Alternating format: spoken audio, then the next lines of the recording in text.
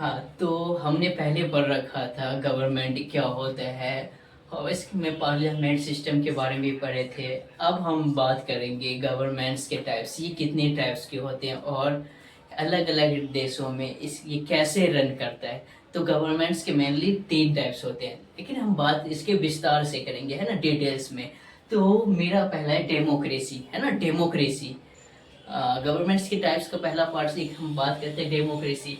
Citizens vote for representative to make decisions on their behalf. Example India और Sweden. अगर हम बात करें डेमोक्रेसी, डेमोक्रेसी एक ऐसा देश जहाँ पे हम लोगों के पास, जनता के पास पावर होता है अपना राजा बनाने का, मतलब अपना इलेक्ट करने का, प्राइम मिनिस्टर इलेक्ट करने का, जो कि अपने देश को चला सके। यही देश को चलाता है, यही देश को चलाने के बाद कानून बनाता है जिसको हमें फॉलो करना पड़ता है ना। डेमोक्रेसी जिसमें लोगों को पूरा पूरा अधिकार होता है कि कैसे गवर्नमेंट्स बनाए और कैसे हमारे देश को चलाया जाता है। तो दूसरा हम बात करते हैं मोनार्की। मोनार्की एक ऐसा शब्द है, इसमें से हमें ये पता चलता है कि एक ऐसा देश या एक ऐसा कंट्री जिसको रन कौन करता है, वहाँ के राजा या रानी, है ना, राजा या रानी करते हैं, यही रन करते हैं। इसके अलावा कोई नहीं, वहाँ पे कोई वोटिंग का अधिकार नहीं होता है, डायरेक्ट वो रूल करते हैं। और इसमें है कि अगर राजा और रानी नहीं हो तो उसके पहले वंशज ही वो करेंगे, उस देश को रन करेंगे, ठीक है, उस मोनार्की। इसका मतलब ये होता है कि राजा और रानी जिस कंट्री को क्वीन या किंग रन करता हो। इसमें भी अलग अलग टाइप्स है। कॉन्स्टिट्यूशनल मोनार्की, इसमें बात आ रही है कॉन्स्टिट्यूशनल मोनार्की, ऐसे कि कानून वाला राज्य। ए monarch serve as symbolic head of the state while elected parliaments hold real powers. Example UK and Japan. अगर हम बात करें कि कॉन्स्टिट्यूशनल मोनार्की ऐसा देश जहाँ पे पूरा पावर तो एक ही लोगों के पास होता है ना, वहाँ पे प्रेसिडेंट वाला सिस्टम चलता है। जैसे अमेरिका हो गया, प्रेसिडेंट वाला सिस्टम तो चलेगा, लेकिन यहाँ पे क्या है कि इसको ये डायरेक्ट रूल नहीं करते, इसको हम इलेक्ट करते हैं। कैसे? बाय वोटिंग, वोटिंग के द्वारा इलेक्ट करने के बाद फिर ये आगे चलाता है हमारे किसी भी कंट्री को, जिस कंट्री का ये सिस्टम हो। कॉन्स्टिट्यूशनल मोनार्की मतलब जिस संवैधानिक तरीके से वो पर राज करे। अब देखें एब्सोल्यूट मोनार्की, मतलब पूरा पूरा मोनार्क वाला राज। The monarch hold supreme unchecked power. Example Saudi Arab and Vatican city, है ना। एब्सोल्यूट मोनार्की मतलब पूरा पावर होता है वहां के राजघराने का, मतलब जो सदियों से चलाता आ रहा है उसी के पास पावर रहेगा। इसमें कोई इलेक्शंस नहीं होता, इलेक्शंस दूर दूर तक नहीं होता, कोई वोट डालने का अधिकार नहीं है। वहाँ जो हेड होता है वही इसको चलाता है राजा के तौर पे। अगर राजा से, जैसे इसका कैसे चलता रहता है कि एक राजा है, अगर उसका डेथ हो जाए तो उसके परिवार का, उसका जो पहला सन होगा, एक बड़ा वाला सन, उसी को फिर वो मिलेगा, क्राउन मिलेगा, गद्दी मिलेगा कंट्री को चलाने के लिए। Semi constitutional monarchy. अब एक मोनार्की है कि सेमी कॉन्स्टिट्यूशनल। कॉन्स्टिट्यूशनल मतलब होता है कानून, लेकिन इसमें भी क्या, छोटा, थोड़ा सा, आधा कानून। Monarchy, the monarch retain sustainable politic party power within constitutional framework. इसमें क्या होता है कि गवर्नमेंट जो वो राज करता है, कौन, राजा महाराजाओं तो करते हैं, लेकिन ये संविधान के दायरे में आके काम करता है। इसके पास जवाबदेह होता है कि अगर कुछ करे भी तो उसको जवाब देना पड़ेगा, कुछ गलत कर रहा है तो उसका जवाब देना पड़ेगा, सही कर रहा है तो उसका भी जवाब देना पड़ता है। यही चलता है मोनार्की में, ठीक। कौन सी मोनार्की? Semi constitutional. अब हम आते हैं डिक्टेटरशिप। डिक्टेटरशिप मतलब बोले तो तानाशाह, एक ऐसा देश जो तानाशाह चलाता हो, है ना। Ruled by a single person, उस देश को एक लोग ही चलाएगा। विद एब्सोल्यूट अथॉरिटी, जिसके पास, इस देश का एक ही मेन लोग होता है जिसके पास पूरा का पूरा पावर्स होता है ना, पूरा पावर्स होता है कंट्री को रन करने का। इससे कोई जवाबदेही नहीं है, कोई सवाल जवाब कोई नहीं कर सकता है। अब हम आते हैं military Janata. Military Janata, government run by A committee और द मिलिट्री फोर्स। इस पार्ट में क्या होता है, मिलिट्री जनता में क्या होता है कि एक देश को चलाने के लिए कौन रन करेगा? कमेटी, है ना। Government run by A committee of A military force. Military force का कमेटी उसको करेगा, मतलब जिसके पास फौज वाला, मिलिट्री वाला ताकत होता है, उस मिलिट्री का जो हेड होता है वही इस कंट्री को रन करता है पूरा का पूरा।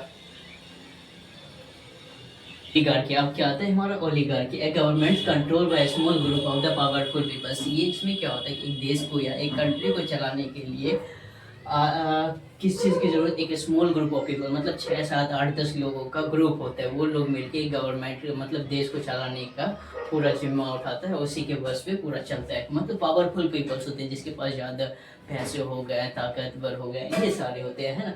थियोक्रेसी, थियोक्रेसी एक ऐसा पार्ट्स है गवर्नमेंट्स का जिसमें ये बताया जाता है कि किसी भी कंट्री को रूल करने के लिए वहाँ के धार्मिक बेस्ड पे, रिलीजियस बेस्ड पे उस कंट्री को रूल किया जाता है। मतलब कि मान लो कि कोई कंट्री हो गया जैसे कि सऊदी अरबिया ले लो, है ना, वहाँ पे देखा जाए कि जिस रिलीजियस के लोग ज़्यादा होते हैं उसी के लीडर्स को, है ना, उसी रिलीजियस के लीडर्स उस कंट्री को रन करते हैं, है ना। अब आता है republic. Republic a state where supreme power is hold by peoples and their elected representative which has elected president rather, है। रिपब्लिक में ये क्या होता है कि एक ऐसा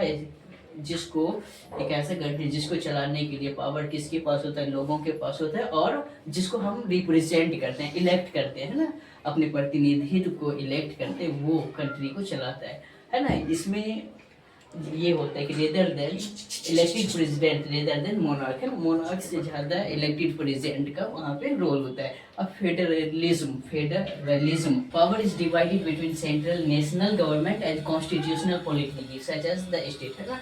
फेडरलिज्म मतलब कि एक कंट्री को चलाने के लिए पावर कहाँ पे डिवाइड हो जाता है, नेशनल गवर्नमेंट और पॉलिटिकल यूनिट्स, है ना, कॉन्स्टिट्यूशनल पॉलिटिकल यूनिट्स में डिवाइड हो जाता है। अब अगर हम बात करें यूनिटरी सिस्टम एक ऐसा सिस्टम होता है जिस कंट्री को, मतलब किसी भी स्टेट को चलाने के लिए पूरा पावर किसके पास होता है। मान लो कि हम एक मुख्यमंत्री यूनियन टेरिटरी का सिलेक्ट कर लीजिए, जैसे कि दिल्ली का ले लो, दिल्ली का रेखा गुप्ता है, तो वहाँ का इसके पास तो पावर है कि इस यूनियन टेरिटरी का ये तो पूरा इसके पास है, लेकिन पूरा का पूरा जो काम करने का है और फंक्शंस वगैरह, किसी भी लॉज को पास करना, डेवलपमेंट करना, ज़्यादा पावर किसके पास हो जाता है, गवर्नमेंट, सेंट्रल गवर्नमेंट के पास। ये डिवाइड हो जाता है स्टेट और सेंट्रल गवर्नमेंट। लेकिन नाम का रहता है कि उस यूनियन टेरिटरी का मुख्यमंत्री है, लेकिन काम का कौन होता है, सेंट्रल गवर्नमेंट, जैसे प्राइम मिनिस्टर हो जाता है। ठीक है, ये ठीक है। अब हम यहाँ से ये सारे पार्ट्स खत्म होने के बाद एक अहम मुद्दे पे बात करते हैं कि ये मेरा क्या, एक यूनिवर्सल अडल्ट सफरेज। इसका मतलब ये है कि every Indians has right to vote, है ना।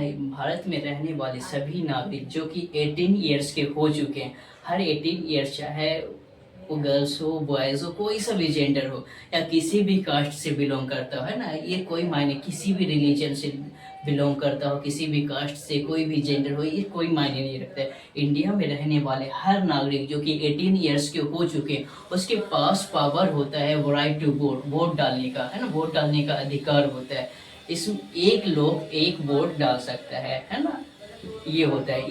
ये अगर बात करें तो इसको पहले नहीं मिला था, अधिकार नहीं मिला था, लेकिन अब यह अधिकार मिला है भारत में रहने वाले सभी नागरिकों को। अमेरिका में 1921 तक ना इन लोगों को अधिकार नहीं था कि सभी लोगों को वोट डालने का, लेकिन ये धीरे धीरे डेवलप होता गया और कॉन्स्टिट्यूशनल पावर आता गया। ठीक है, यही मतलब होता है यूनिवर्सल अडल्ट सफरेज, है ना, यही चीज़ें होती है जिसमें हर नागरिक। हाँ, एक चीज़ और है कि जो भारत का नागरिक नहीं हो, अब मान लो कि कहीं दूसरे देश का हो और यहाँ पे आके रह रहा हो, क्या उसको भी वोट डालने का अधिकार नहीं? उसको वोट डालने का अधिकार नहीं।